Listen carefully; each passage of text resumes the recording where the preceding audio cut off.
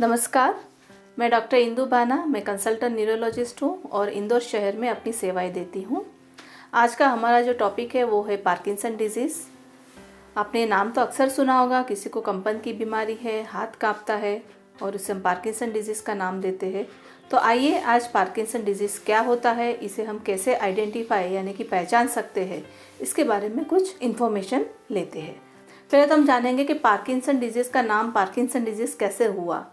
Actually बहुत सालों पहले एक साइंटिस्ट हुआ करते थे जिनका नाम था जेम्स पार्किंसन, और उन्होंने इस बीमारी को खोजा था। उनके नाम पे से ये बीमारी का नाम हुआ है पार्किंसन डिजीज़। इसके प्रमुख लक्षण जो उन्होंने देखे थे मरीजों में वो ये थे कि कुछ एक उम्र लायक इंसानों में उन्होंने देखा था कि समय के साथ वो इंसान सब तरह से स्लो होते जा रहे हैं, डल होते जा रहे हैं, हाथ में कंपन सी आती जा रही है, और ये हर एक बूढ़े इंसान में देखने को नहीं पाई जा रही थी, कुछ एक बूढ़े इंसानों में देखने को पाई गई थी।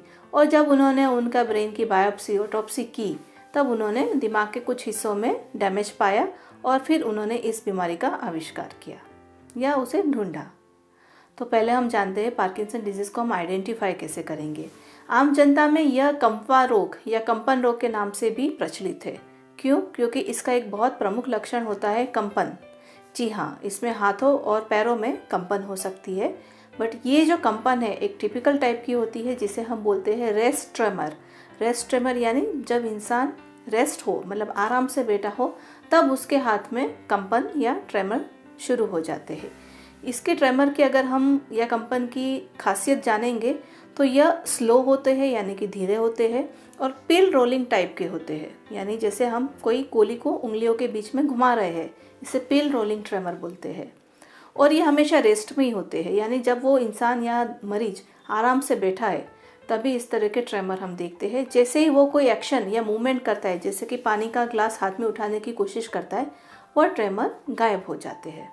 ठीक है, तो ये बहुत इंपॉर्टेंट पॉइंट है कंपन को, यानी कि पार्किंसन डिजीज़ के कंपन को अन्य कंपनों से डिफ्रेंशिएट करने के लिए, क्योंकि कंपन पार्किंसन डिजीज़ के अलावा बहुत सारी अन्य बीमारी में भी पाए जाते हैं, जैसे कि एसेंशियल ट्रेमर जो भी बूढ़े लोगों में पाई जाती है। ये इसके अलावा बहुत सारे में सिंपैथेटिक ट्रेमर्स होते हैं, थायराइड का अधिक स्त्राव की वजह से भी ट्रेमर आते हैं, या फिर स्ट्रेस इंड्यूस्ड हो सकते हैं।